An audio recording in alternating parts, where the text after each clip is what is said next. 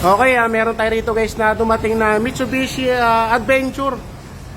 Yan, bali ang gagawin namin dito, pinapalinis ni sir itong kanyang starter motor.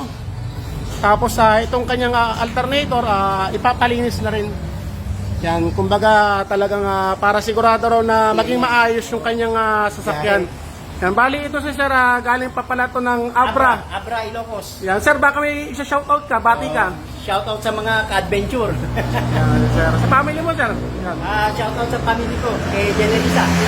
Sir, galing pa pala ng Abra, Ilocos. Yan, bali ito guys, ang gagawin namin dito, yun nga, alternator tsaka starter. Tapos ito guys, pinatadagdagan ni sir sa akin ng silicone oil. Kasi meron siya nakita sa akin sa video ko, nagdagdag ako ng silicone oil. Pero ito guys, ito, hindi alam ni sir. Pansinin nyo yung kanyang blade. Baliktad. Sir, baliktad yung blade mo. Oh. Yan, kunin mo yung blade na yon. Yan, kinuha ko na eh. Yan, bali ang style ng kay sir, pag ganito, paano siya kukuha ng hangin kung baliktad? Hawakan mo rek. Kumbaga yung pala niya, nandito, kapag ganon. Yan, kaya kahit na galit ang makina o malakas o may silicone oil yan, ang mangyayari sa kanya, ang hangin niya makukumbulsyon lang dito sa radiator. Kasi nga baliktad. Dapat yan guys, ganito ang forma. Yan yung kumbaga yung pala nito, nakakabig ng ganito, kumbaga nakabend ng ganon. Yan, pansinin nyo guys. Yan, sa mga mekaniko, yan, alam ng mekaniko yan. Baliktad. Binaliktad na yan, kuya. Hindi sir, siguro baka naglagay sila ng silicone oil, tapos ang pagkakabalik nila, baliktad. Hindi nila napansin. Meron kasi minsan sir na hindi naman mekaniko ang gumawa, minsan nagdi-DIY, kumbaga may-ari lang gumawa, nag-DIY, ganyan ang ginawa. Baliktad. Alam yung pesto talaga. Dito guys, wala tayong sinisiraan, pero talagang minsan may pagkakamali talaga. Yan. Kung di man mekaniko ang gumawa nito, kasi syempre ang mekaniko alam nila yan. Yan. Maaring sir, ikaw sir, hindi ka nag-DIY nito? Hindi. Baka kayo sir ang may sala. Ang dini-DIY ko lang yung yung dun sa pintuan, yung binag mo na yung yan. hirapan buksan. Tingnan nyo guys, baliktad. Tapos masyado siyang dikit sa radiator. Kaya medyo delikado yan guys, kasi kapag sira yung engine support, kapag nalubak kayo ng malakas, ito guys, yung blade na to, tatama yan sa radiator. Yan, bali guys, pakita ko sa inyo mamaya kapag naibaliktad ko na o naitama ko na to. Yan, tapos meron pa tayong ipapa-shoutout si sir. Sir, shoutout ka sir, baka yung mabatiin ka. Astronaut kay Daniel. Yan, sir, tagasan kayo sir? Tagasan kayo? Taga San Pablo. Si sir, San Pablo pa pala. Grabe mga customer natin, no? Thank you, Boss Bert. Thank you. Malalayo. Bali, ito naman ang ginawa ko kay sir. Yan, pinacheck ni sir sa akin, sabi niya may sira daw yung diode. So wala namang problema yung alternator. Oo naman, kasi meron tayong mga ginagamit na improvised na testingan. Yan, dito naman, wala namang problema kasi okay naman yung kanyang diode. Yan, yung charging niya, okay naman yan. Kaya ito, tiniturahan ko na lang, nilinis ko. Yan, ibabalik ko na lang, tapos bahala na yung magkakabit niyan. Sir, maraming salamat po sa tiwala. Thank you po. Yan. Guys, ito, nakalas na namin yung engine fan. Yan, ito guys, pakita ko sa inyo.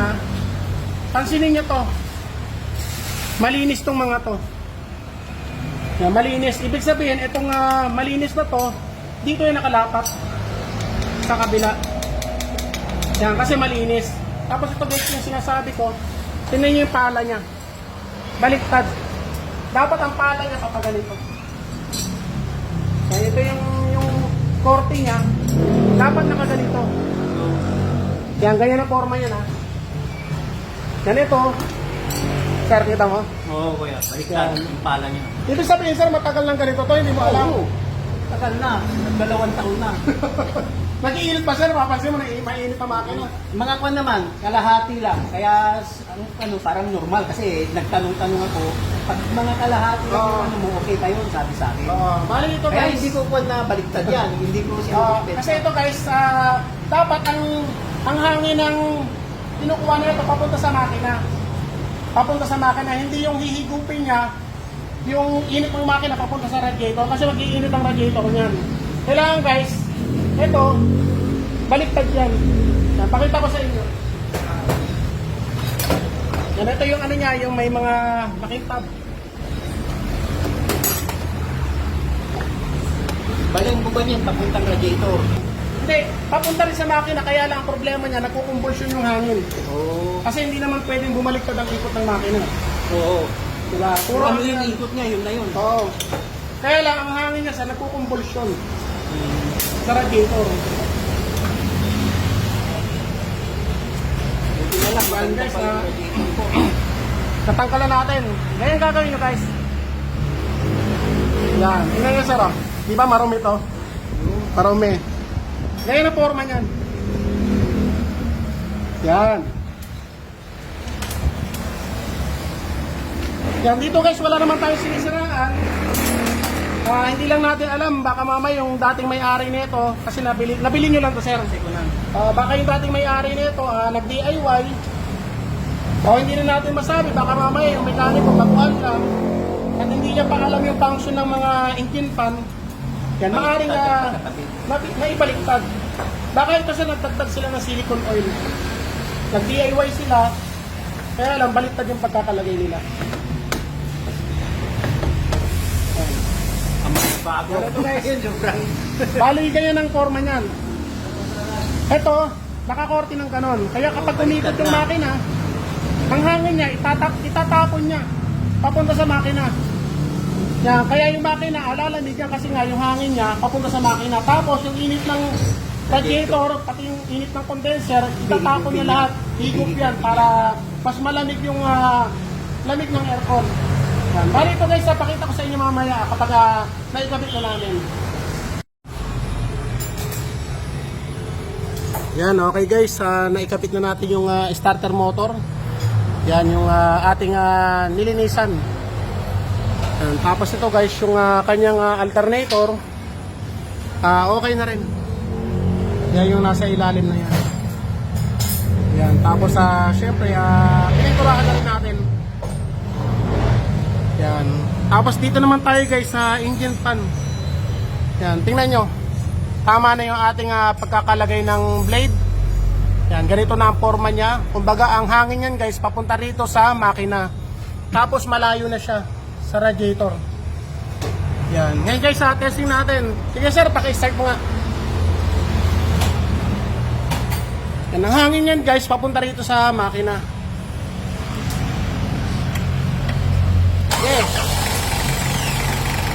Okay. Sir, tingnan mo sir yung hangin niya. Lakas. Lakas. Dati sir, walang ganyan. Dati walang ganyan. Wala. Kanina nga, di ba? Pag wala kang maramdaman na hangin. Yan. Balik ka na lang guys. Yan, kung kayo magdi-DIY, sige sir, pakapatay muna. Para marinig ng mga viewers natin. Yan, napakalamig ng aircon yan guys. Yan, bali ganun lang guys, kung kayo yung magdi-DIY, kung paano nyo tinanggal, dapat ganun nyo rin ibabalik. Yan, kung maaari, mas maganda habang ginagawa nyo, videohan nyo para hindi kayo malilito. Yan, katulad ng guys, ito okay na. Siguro, hindi man natin na sinasabi na mekaniko ang gumawa nun. Baka maaaring yung may-ari lang din, nag-DIY, naglagay ng silicone oil. Tapos yung pagkakabalik nila, yan, baliktad yung kabit. Yan, ito kasi guys, yung engine fan, kailangan ang hangin niya puro papunta sa makina. Hindi pwedeng pumunta sa radiator kasi ang mangyayari yan guys, magkukumbulsyon lang yung hangin niya dyan. Yan, kailangan guys, ang hangin niya papunta sa may makina. Sir, okay na sir? Ayos. Yan, bali si sir, galing pa ng Abra. Ilocos. Hindi na sayang ang punta ni sir kasi tulad nito, hindi naman niya talaga akalain na ganito pala, baliktad pala yan. Kaya, yan, kumbaga, ang aircon yan guys, mas lalong lalamig. Sir, maraming salamat po sa iyo. Thank you very Yan, much. ingat po sa pag-uwi. Tapos meron pa tayo papa-shoutout. Sir, baka may babatiin ka sir. From Kalamba, kay John Robert Mamano. Yan. Alternator ang sira. Yan, sir, maraming salamat sa iyo. Taga saan kayo sir? Kalamba. Yan sila sir, galing pala ng Calamba, Laguna. Yan, bali, ito guys yung sasakyan nila. Yan, alternator naman ang problema. Yan, i-check na lang natin. Yan, kinakalas ng aking guwapong pamangkin.